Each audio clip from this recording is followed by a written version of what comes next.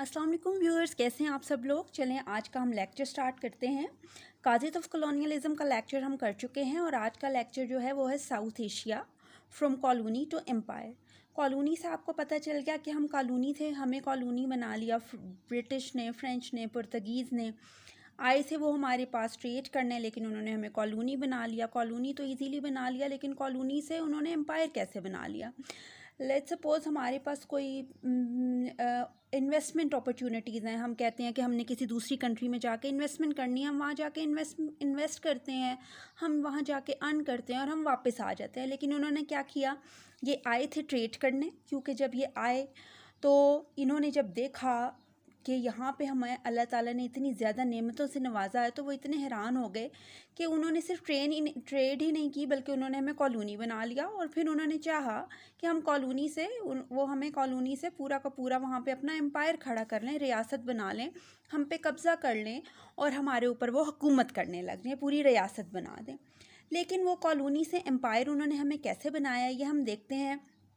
अब हमें पता है कि सबसे पहले जो हमारा सब कॉन्टिनेंट है, जो हमारा इंडो पाक है, वहाँ सबसे पहले आए थे पुर्तगीज़। जो पहले यूरोपियन से, यूरोपियन तो थे लेकिन उसमें से कौन से सेलर्स थे, पुर्तगीज़ सेलर्स थे। ठीक है, ये हमारे सेलर्स थे जो कि जहाज़ वगैरह चलाते थे। तो सब कॉन्टिनेंट में जो सबसे पहले यूरोपियंस आए थे, these were the Portuguese sellers. ठीक है, अब ये जो पुर्तगीज़ सेलर्स थे तो बहुत से आए, इनमें से एक जो काबिल ज़िक्र है, it is Vasco da Gama. Vasco da Gama जो है वो कैलीकट में आया था 1495। बेसिकली वास्को ड गामा का जिक्र यहाँ पे इसलिए हो रहा है कि बहुत से पुर्तगीज़ सेलर्स आए थे, लेकिन कैलीकट वो नहीं पहुँच पाते थे, क्योंकि उसका रास्ता जो था वो बहुत ज़्यादा तूफ़ानी था, ख़तरनाक था।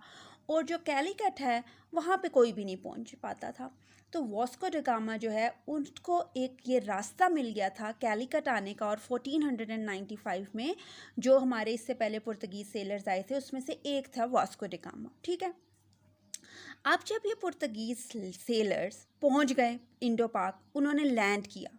जब उन्होंने लैंड किया तो आप देखें कि वो लोग आए थे ऐसी जगहों पे जहाँ पे उनके बर्तन, कपड़े, उनकी जो जगहें थी वो बहुत आम सी थी, कोई चीज़ उनमें ख़ास नहीं थी। ठीक है, खाते भी वो क्या थे, आपको पता है कि कोई ख़ास चीज़ें वो नहीं खाते थे। जिस तरह हमारी बहुत अभी आप अक्सर डिशेस देखते हैं, मुग़लाई बिरयानी, तो मुग़लाई चिकन, मुग़लाई हांडी, मतलब मुग़लों से हमारी निकली है। क्योंकि आपको पता है कि हमने हंड्रेड्स ऑफ, बल्कि सेंचुरीज़ के सेंचुरीज़ हमने जो है हुकूमत की थी। तो हमारे हमारे यहाँ बादशाहत का निज़ाम था। ठीक है ना, डेमोक्रेसी नहीं थी बल्कि बादशाहत का निज़ाम था। बादशाह होते थे, उनके शहज़ादे होते थे। और आपने अक्सर देखे होंगे बादशाहों वाले ड्रामे भी कि उनके कपड़े कैसे होते हैं, उनके दरबार कैसे होते हैं। उनके जो कपड़े होते हैं उनमें भी सोने की तारें लगी होती हैं, उनके जो बर्तन होते हैं वो भी सोने के होते हैं, उन्होंने ताजमहल बनाए होते हैं, उनकी जो पेंटिंग्स होती हैं, उनकी जो दीवारें होती हैं उस पर भी सोना चांदी यूज़ हुआ होता है। इवन कि उनकी जो करेंसी होती है, जो कॉइन्स होते हैं, वो भी सोने और चांदी के होते हैं। तो जब उन्होंने लैंड किया, दे वर एस्टोनिश्ड, वो हैरान हो गए कि हम लोग कितना प्रॉस्पर कर रहे हैं। हमारी प्रॉस्पेरिटी को देख के वो हैरान हो गए। और आपको पता है कि अगर आप बाकी कंट्रीज़ में जाएं तो वहाँ पे जो सीजन्स हैं वो ऐसे नहीं होता जैसे अल्लाह ताला ने हमें चारों सीजन्स दिए हैं, समर, स्प्रिंग, ऑटम और विंटर्स। ऐसे नहीं होता, बल्कि वहाँ पे जैसे मलेशिया की आप बात करें तो सारा साल वहाँ पे एक जैसा मौसम होता है। फिर कुछ कंट्रीज़ ऐसी हैं जहाँ पे बहुत ज़्यादा सर्दी होती है, इतनी सर्दी होती है कि बर्फ़ के तूफ़ान आते हैं, बर्फ़ पड़ती रहती है, या फिर बहुत ज़्यादा गर्मी होती है। मतलब ऐसा नहीं है कि वहाँ पे आपको चारों सीजन्स मिलते हैं। आप बाहर की कंट्रीज़ में जाएं, जैसे अगर हम ऑस्ट्रेलिया की बात करते हैं तो वहाँ पे हमारा जो आम है वो पहुँचने से पहले ही बिक चुका होता है और वो इतना महंगा होता है। इवन कि आप सऊदीया भी चले जाएं तो आपको इतने महंगे अंगूर किस तरह मिलेंगे कि अंगूर के 10 दाने आपको मिल जाएंगे, पता नहीं कितने दिरहम्स के, कितने दिनार के। तो बहुत ज़्यादा हमें अल्लाह ताला ने रिसोर्सेज दी रीजन में। इसके अलावा तो उन्होंने जब हमारी इस प्रॉस्पेरिटी को देखा लैंड करने के बाद, अबंडेंस ऑफ रिसोर्सेज को देखा कि हमारे रीजन में रिसोर्सेज बहुत ज़्यादा हैं, तो वो एस्टोनिश्ड हुए और उन्होंने बहुत जल्दी की इस चीज़ में कि वो इंडिया के साथ ट्रेड रिलेशंस इस्टेब्लिश कर लें। अब यहाँ पे आपको पता है कि हमारा जैसे नमक की जो हमारी कानें हैं ख्योड़ा में, कितना सस्ता नमक हमें मिलता है, शायद 10 रुपये 20 रुपये, चलो 50 100, लेकिन वहाँ पे उसकी कीमत इतनी ज़्यादा है। ये जो हमारा पिंक सॉल्ट है बहुत ज़्यादा महंगा मिलता है। लेकिन हमारी जो स्पाइसेस हैं, जिसमें कि हमारी नटमेग है, जायफल, जावित्री, लौंग, ख़ास तौर पे दारचीनी, ये जो स्पाइसेस हैं ये बहुत ज़्यादा थे इधर, और उधर तो वहाँ पे ये स्पाइसेस होते ही नहीं थे। तो सबसे ज़्यादा जो उन्होंने ट्रेड की वो थी स्पाइसेस की ट्रेड, जिसमें काबिल ज़िक्र हमारी लौंग है, हमारा मिर्च है, पेपर है, काली मिर्च, लाल मिर्च, और हमारा नटमेग है, जायफल जावित्री है, और हमारी सिनेमन, हमारी जो दारचीनी है, इसकी जो ट्रेड है इन्होंने बहुत ज़्यादा की थी। और जैसे ही इन्होंने हमारे साथ, इंडिया के साथ ट्रेड रिलेशंस इस्टेब्लिश किए, तो पहले तो वो बड़ा पीसफुली ट्रेड करते रहे, ठीक है, मतलब उन्होंने हमारे स्पाइसेस लिए गए, वो उन्होंने अपनी कंट्री में बेच दिया, ठीक है, और उससे उन्होंने प्रॉफिट कमाया। लेकिन बाद में they adopted harsher policies to increase their control over the local people. अब क्या होता था, हमारे लोकल लोग जो हैं वो उगाते थे, फसलें उगाते थे, ये स्पाइसेस वो ग्रो करते थे, ठीक है, इन स्पाइसेस को ग्रो किया। जैसे लौंग है, वो जब उगेगी तो वो ग्रीन कलर की होगी, फिर वो उसको खुश करते हैं, उसको प्रिजर्व करते हैं और वो बेच देते हैं। लेकिन इन्होंने क्या किया, इन्होंने कहा कि हम आपकी चीज़ें मार्केट में आने ही नहीं देंगे।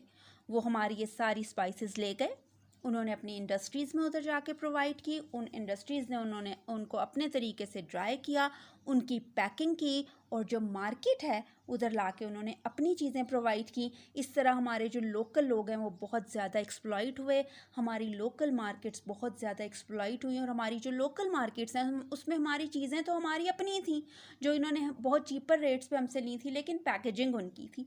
तो इस तरह उन्होंने, इसके अलावा क्या हार्शर पॉलिसीज़ थी, ये हार्शर पॉलिसीज़ थी कि उन्होंने शुरू में तो बड़ा पीसफुली ट्रेड किया, लेकिन बाद में उन्होंने अपनी पॉलिसीज़ इस तरह से हार्श कर दी कि उन्होंने उस पर ड्यूटी लगा दी कि आपको टैक्स पे करना पड़ेगा। अगर आपको हमारे साथ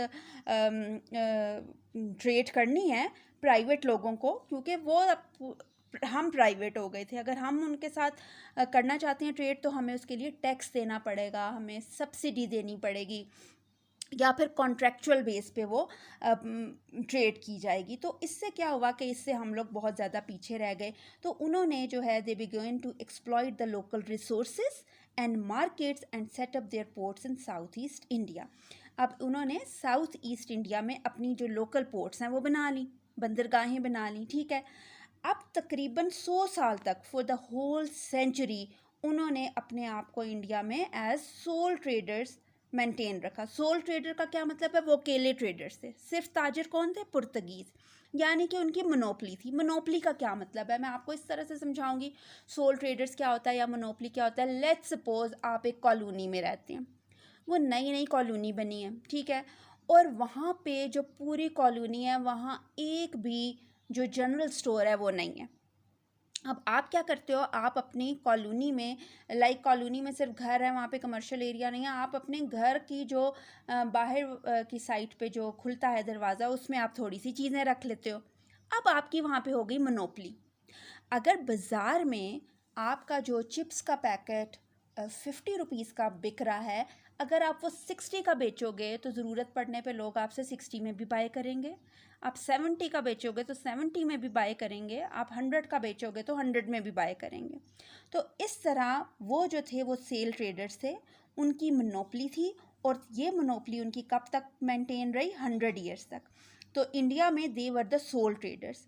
और उस टाइम में ये जो 100 साल थे, इन 100 सालों में चूंकि उनकी मोनोपली थी तो वो बहुत ज़्यादा वेल्दी बन गए। और आपको पता है कि कॉलोनियलिज्म के 2 पर्पसेस थे, एक ये कि वो वेल्दी होना चाहते हैं और वो मोर पावरफुल होना चाहते हैं। तो वो क्या करते थे, वो हमारी जो लोकल चीज़ें हैं, हमारी जो फसलें थी, हमारे जो स्पाइसेस थी, उनको बहुत सस्ते दामों ख़रीद के ले जाते थे अपनी इंडस्ट्री में, अपने तरीके से ड्राई करते थे, पैकेजिंग करते थे, और ना सिर्फ ये कि इंडो पाक की मार्केट में लाते थे, बल्कि दुनिया की बाकी मार्केट्स में भी ले जाके बेचते थे, और इस तरह वो बहुत ज़्यादा अमीर हो गए इन 100 सालों में।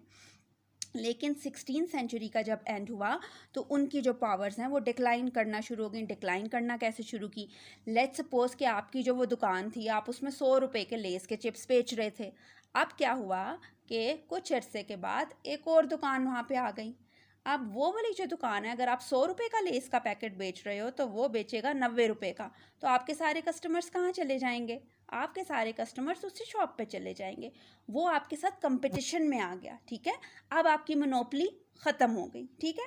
अब और भी लोग आ गए आपके कंपटीशन में, तो इनकी मोनोपोली कैसे ख़त्म हुई, इनका डिक्लाइन कैसे हुआ? इनके कंपटीशन में आ गए Dutch and British.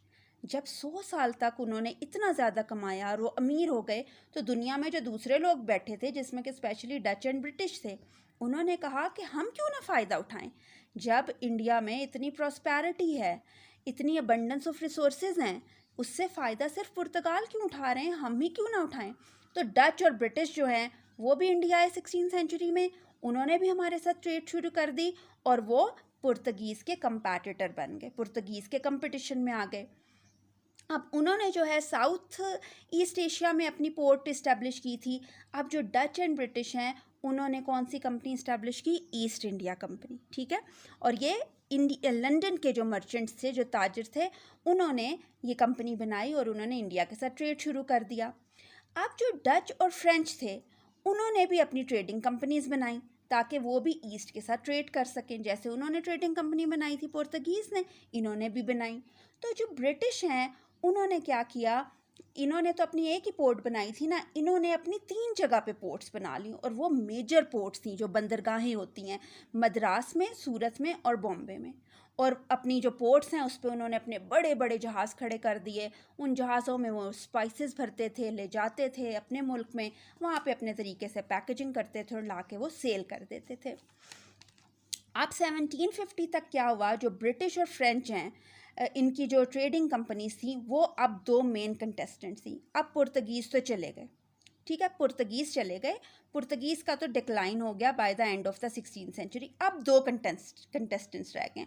For example, आपने तो अपनी दुकान बंद कर ली और आपकी जो कॉलोनी है वहाँ पे अभी 2 और दुकानें आ गई हैं, ठीक है। अब उन दोनों में कंपटीशन है, तो वो दोनों कौन है? ब्रिटिश एंड फ्रेंच, ठीक है।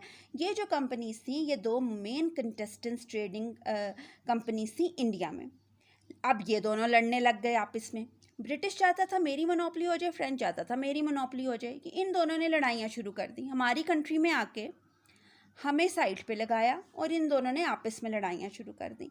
ये दोनों इतना लड़े कि ज़मीन पे भी इनकी लड़ाइयाँ हुई, जंगें हुई, खून बहे एक दूसरे के, लोगों की कत्ल व गारत हुई, और समंदर पे भी इनकी लड़ाइयाँ हुई, वो बैटल्स हुई।